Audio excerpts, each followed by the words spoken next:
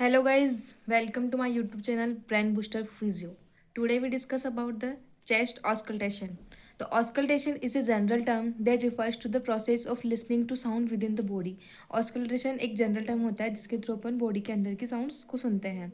Chest auscultation is a process of listening to a intermittent sound produced within the thorax. It is an integral part of the physical examination of a patient and routinely used to provide strong evidence in including and excluding different pathological conditions that are manifested clinically in the patients. तो इसके through अपन pathological conditions like COPD, asthma, pneumonia इन conditions का पता लगाते हैं क्योंकि ये डिफरेंट डिफरेंट कंडीशन में डिफरेंट डिफरेंट साउंड प्रोड्यूस होती है. तो इसका जो प्रोसीजर होता है उसमें अपन chest auscultation should ideally be perform in a quiet room with the chest exposed. तो रूम क्वाइट होना चाहिए और चेस्ट फुली एक्सपोज्ड होने चाहिए. The patient is instructed to take deep breath through an open mouth as turbulence within the nose can interfere within the breath sound. There is a wide variation in the integrity of breath sounds depending on the chest wall thickness. जो sound है वो chest wall की thickness पर भी depend करती है. Listen to both anterior and posterior side of the chest. अपन को एंटीरियर और पोस्टीरियर दोनों तरफ से ऑस्कल्टेट करना चाहिए लंग्स को ताकि अपन को डिफरेंट डिफरेंट लॉफ्स क्लियरली सुनाई दे. Start at the top and work your way to the bottom of the chest while comparing side.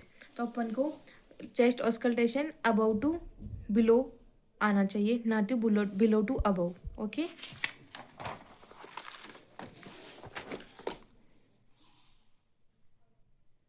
फिर अपना आता है when listen observe the following.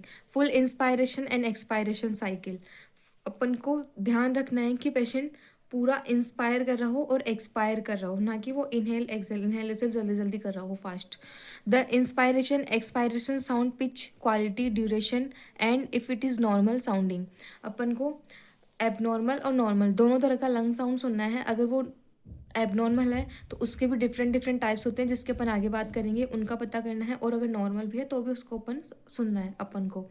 Not for anything weird heard along the inspiration and expiration. जैसे कि मैंने कहा abnormal sound होती है तो उनको नोट कर लेना है. Have the patient sitting up with arm resting the lap and listening to the posterior side of the chest arm need to be in the lap so the scapula are separated. अगर वो lap पे रहेगी तो अपना scapula जो होगा, जो patient का स्केपुला होगा वो फुली सेपरेटेड रहेगा और अपन को पोस्टीरियर को पाल्पेट करने मतलब ऑस्कल्टेट करने में इजीली रहेगा. Loose the diaphragm of the stethoscope to auscultate at the various locations. Have patient breathe in and out through mouth while listening. Patient को अपने को इंस्ट्रक्ट करना है कि वो इनहेल और एक्सहेल माउथ से करें ड्यूरिंग ऑस्कल्टेशन.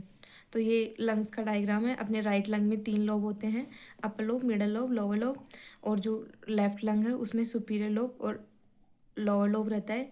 और ये हार्ट की वजह से उसमें मिडल लोब का एब्सेंट रहता है. ठीक है. तो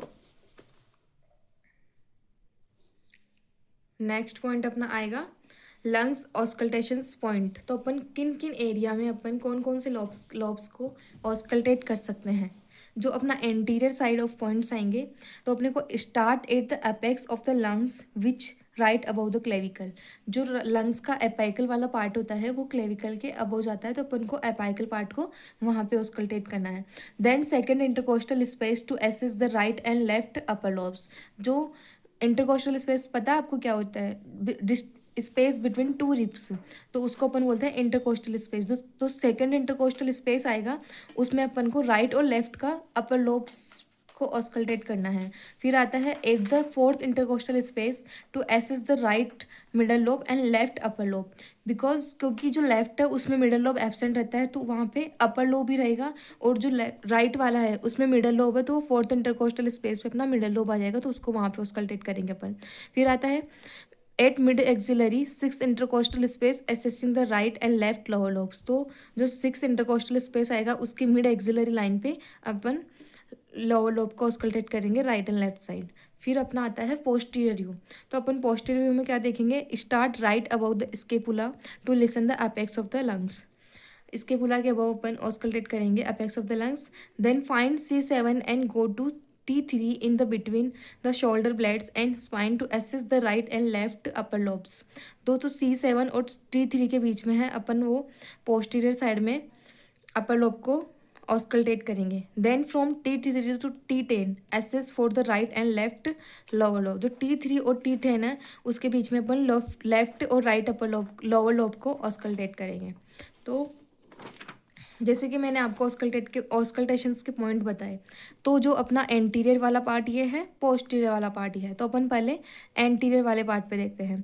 मैंने आपको कहा था about the clavicle we auscultate apical part of the clavicle, apical part of the lungs. तो यहाँ पे अपन देख सकते हैं कि ये अपना क्लेविकल आ गया। तो इसका जो अपाइकल वाला पार्ट है तो अपन यहाँ से स्टार्ट करेंगे और फिर इस वाले को लेफ्ट और राइट दोनों का ऑस्कल्टेट कर लेंगे। फिर अपन ने बात करी थी सेकंड इंटरकोस्टल स्पेस। तो ये 2 रिब्स के between one first intercostal space, फिर ये सेकंड इंटरकोस्टल स्पेस। इसमें अपन पाल्पेट करेंगे राइट साइड का अपर लोब और लेफ्ट साइड का अपर लोब। फिर आता है अपने फोर्थ इंटरकोस्टल स्पेस। ये हो गया फर्स्ट, सेकंड, थर्ड, फोर्थ। तो ये फोर्थ इंटरकोस्टल स्पेस आया। इसमें अपन पाल्पेट करते हैं जो राइट साइड का है उसका तो मिडल लोब, और जो लेफ्ट साइड का है उसका अपर लोब पाल्पेट करते हैं। फिर आता है अपना फिफ्थ और सिक्स्थ इंटरकोस्टल स्पेस। इसकी जो मिड एक्सिलरी लाइन है इसमें अपन लोअर लोब को पाल्पेट करते हैं राइट और लेफ्ट साइड के बोथ में। तो ये तो हो गया अपना एंटीरियर व्यू के ऑस्कल्टेशन के पॉइंट्स। अपना आता है पोस्टीरियर पॉइंट्स के ऑस्कल्टेशंस के पॉइंट। तो इसमें अपन T3 से T1 से लेके T3 तक तो अपन लेते हैं अपर लोब का पाल्पेशन। फिर T4 से लेके T10 तक लेते हैं अपन लोअर लोब के पाल्पेशंस points. So in this video we learn about the lung auscultation points, and in the next video we learn about the normal and abnormal lung sounds. So thank you for the watching and subscribe for the more. Thank you.